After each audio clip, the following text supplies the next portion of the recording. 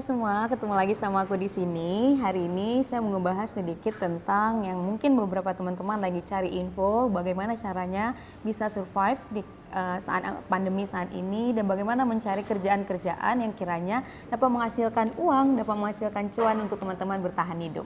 Ikuti sampai habis ya.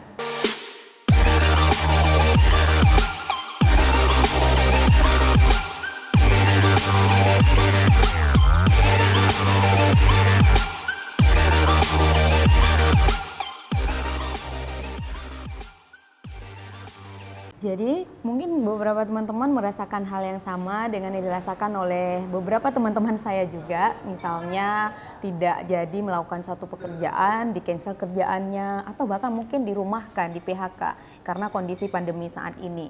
Saya mendapati itu dari beberapa teman di sekitar saya, mendapati duduk di warung kopi juga bahwa beberapa orang memang terdampak karena COVID ini. Saya melihat dari sisi lain bahwa bahkan mungkin selama dalam hidup kita selalu ada fase naik turun.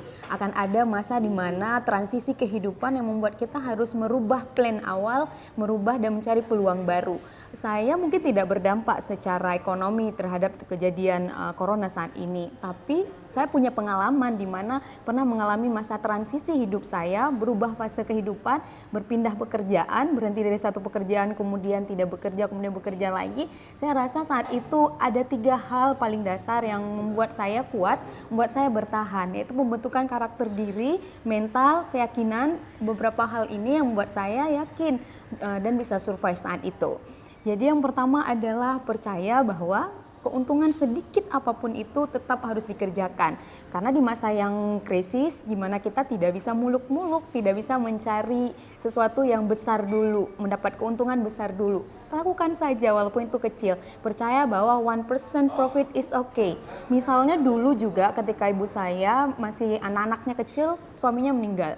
Jadi pada masa itu, beliau bertahan hidup dengan cara percaya bahwa walau untung sedikit pun dikerjakan saja dulu gitu. Jadi dengan keyakinan itu percaya suatu hari pasti akan meningkat dan berkembang. Yang kedua adalah percaya bahwa kita tuh tidak bisa hanya bertahan dengan satu skill saja. Meskipun mungkin teman-teman sudah sangat profesional di bidang tertentu gitu, tapi tidak bisa kita menutup mata keadaan, krisis dan lain sebagainya menuntut kita mempunyai kemampuan-kemampuan lain di luar kemampuan dasar kita. Mungkin kayak saya adalah seorang dosen dengan basic di kesehatan masyarakat, tapi saya juga tahu bahwa kayak dunia broadcasting, public speaking dan lain sebagainya itu berguna gitu. Jadi saya belajar saja otodidak atau belajar dengan menginvestasikan sedikit uang untuk punya kemampuan lain.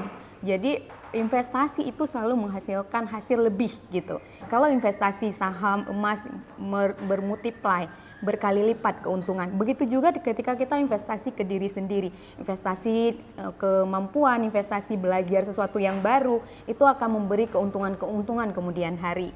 Yang ketiga adalah karakter diri yang saya bangun waktu itu untuk bisa berhasil lepas atau berhasil keluar dari masa transisi, masa krisis saya adalah not depend on others. Jadi tidak bergantung kepada orang lain. Harus ada keyakinan diri bahwa saya harus berdiri di atas kaki sendiri. Even ada yang bantu, ya alhamdulillah. Tapi tidak menjadikan itu sebagai dasar utama untuk bisa bergerak. Jadi bayangkan saja, mungkin beberapa teman-teman masih ada orang tua, masih punya keluarga yang support. Bayangkan worst condition, kondisi terburuk apabila orang tua yang dulu sering sama kalian, support kalian tidak ada lagi. Atau kalian punya suami, ya sering di budaya Indonesia umumnya menganggap gender itu sangat berpengaruh dalam mencari uang misalnya gitu. Bahwa laki-laki punya tanggung jawab lebih dibandingkan perempuan. Padahal kita nggak tahu kondisinya ketika memang mungkin sama seperti saya seorang wanita, perempuan, bukan berarti tidak punya tanggung jawab atau tidak punya kewajiban untuk mencari cuan, mencari uang. Kita juga punya kewajiban itu. Jadi don't depend on others. Begitu juga kita yang memang biasa mungkin biasa berharap kepada teman yang dulu sering bantu dalam segala hal. Bisa jadi suatu hari teman itu tidak ada di sekitar kita. So, not depend on others is the best point di dalam survive-nya masa krisis. Karena kenapa? Menurut Sandiaga Uno, the best learning in life adalah preparation. Jadi yang terbaik dalam hidup ini adalah persiapan. Yang seperti saya bilang tadi, the worst condition itu dibayangkan saja seandainya terjadi hal ini seperti apa. Jadi sudah ada persiapan diri sebelum krisis terjadi, sebelum terjadi transisi kehidupan yang kadang memang kita tidak bisa menunda atau tidak bisa membuat itu tidak jadi terjadi gitu. Karena memang akan selalu ada fase naik turun dalam hidup ini. So, bila memang punya karakter itu, saya yakin teman-teman juga bisa survive, bisa bertahan dan kembali mencoba mencari peluang-peluang di saat pandemi saat ini. Ada 5 kiranya pekerjaan yang bisa dikerjakan selama masa pandemi, yaitu freelancing. Walaupun mungkin sebelum pandemi juga, tapi di saat pandemi saat ini, pekerjaan yang paling memungkinkan dilakukan adalah pekerjaan-pekerjaan freelance, yaitu bukan pekerjaan utama. Bila teman-teman memang sudah kehilangan pekerjaan utamanya, coba cari peluang lain dengan mengerjakan hal-hal yang mungkin cuma paruh waktu. Freelance ini juga sangat membantu dalam hal membuat kita menghasilkan lebih banyak apabila bekerja lebih banyak. Tinggal dicari di internet, misal freelance untuk penulis gitu. Jadi ada kesempatan-kesempatan menulis, mungkin menulis vlog, menulis tentang tulisan-tulisan tentang kajian sesuatu dan lain sebagainya. Juga ada kesempatan freelance sebagai guru, misalnya sebagai tentor, paruh waktu untuk menjadi tentor di suatu bimbingan belajar yang offline atau di bimbingan-bimbingan belajar yang online. Jadi freelance ini membuka kesempatan untuk teman-teman walau bekerja separuh waktu tapi tetap bisa menghasilkan uang dan pastinya dengan kemampuan yang kalian punya. Yang kedua adalah kesempatan lain yang bisa dilakukan di kala pandemi saat ini, yaitu sebagai content creator. Konten kreator tidak hanya sebagai YouTuber ya, seperti saya lakukan sekarang, tapi juga bisa konten kreator di Instagram misalnya. Di Instagram membuat sebuah profil kalian bagus sehingga orang-orang berani mengendorse barangnya di kalian.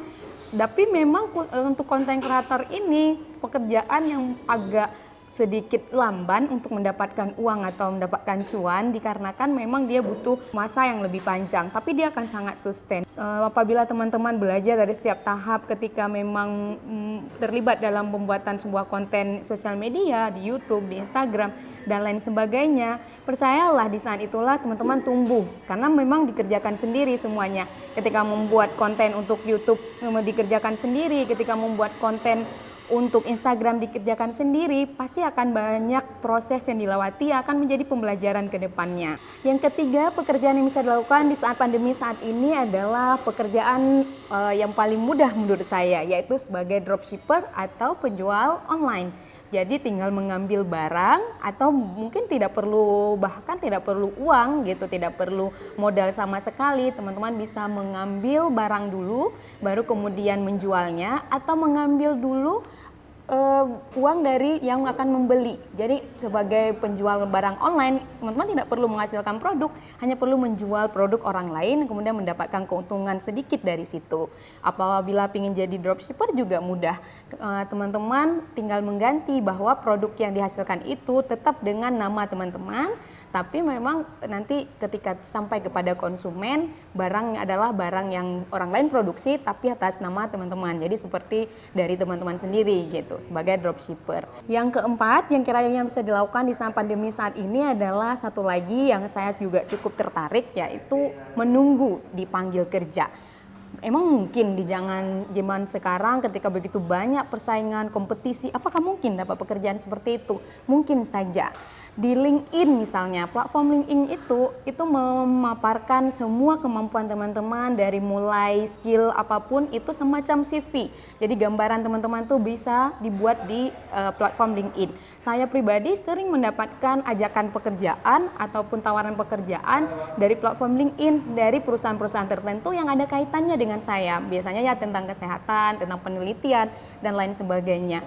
Jadi kesempatan ini akan terbuka untuk teman-teman kalau mencoba untuk memperbagus tampilan dari LinkedIn-nya, dari mulai mempersiapkan riwayat pekerjaan, riwayat pendidikan juga, keahlian-keahlian yang teman-teman punya juga, dan pengalaman-pengalaman yang pernah dilakukan selama ini. Ini akan menjadi daya jual ketika mereka yang memang sedang mencari talent-talent atau pekerja-pekerja yang cocok untuk pekerjaan mereka. Mereka yang mencari mungkin guru bahasa Inggris. Nah, tinggal dilihat kalau profil kalian cocok dengan dengan mereka akan mencoba mendirect message kalian untuk bisa bergabung dalam perusahaan mereka. Jadi ini tuntutannya di sini adalah membuat sebaik mungkin tampilan LinkedIn-nya. Coba lihat deh contoh-contoh LinkedIn dari beberapa yang lain yang mungkin cukup menjadi referensi untuk teman-teman. Yang kelima adalah kesempatan yang bisa dilakukan di saat pandemi saat ini adalah menjual ide. Mungkin sedikit agak level up karena memang butuh sangat sekali ide-ide segar, ide-ide baru. Misalnya dalam dunia penelitian, ada penelitian-penelitian terbaru yang kira-kira bisa dilakukan, tinggal bisa diusulkan kepada pendonor. Misalnya kalau yang terkait dengan rokok, misalnya ada Bloomberg, ada grant dari Johns Hopkins dan grant-grant lainnya. Di Indonesia juga banyak, itu bisa diusulkan. Jadi ide yang ditawarkan itu bisa berbentuk program, bisa berbentuk penelitian yang bisa dikerjakan kemudian. Ketika memang mereka menerima, maka dijalankan program tersebut. Dan jual ide lain misalnya dengan cara teman-teman melihat ada masalah di suatu daerah atau masalah di lingkungan teman-teman sendiri, kemudian terpikir untuk bikin aplikasi apa gitu. Walaupun teman-teman bukan basic IT, tapi bisa mencari IT yang cocok untuk bisa memecahkan masalah itu, mungkin bisa menjadi solusi dan bisa menjadi sumber cuan buat teman-teman. Bayangkan saja misal saat ini kita tahu, yang dulunya kita nggak pernah tahu ada online laundry, ada online parking, atau online shop atau online aplikasi yang memang menawarkan solusi-solusi Gojek misalnya dan lain sebagainya. Jadi ini adalah solusi untuk kita mencari solusi untuk keadaan di sekitar tapi juga bisa menghasilkan uang. So saya pikir pandemi walaupun memang berat untuk dihadapi, sudah jalan beberapa bulan, dengan kondisi saat ini tidak menutup kemungkinan melihat peluang-peluang yang ada agar bisa menghasilkan uang. Terima kasih sudah menonton. See you.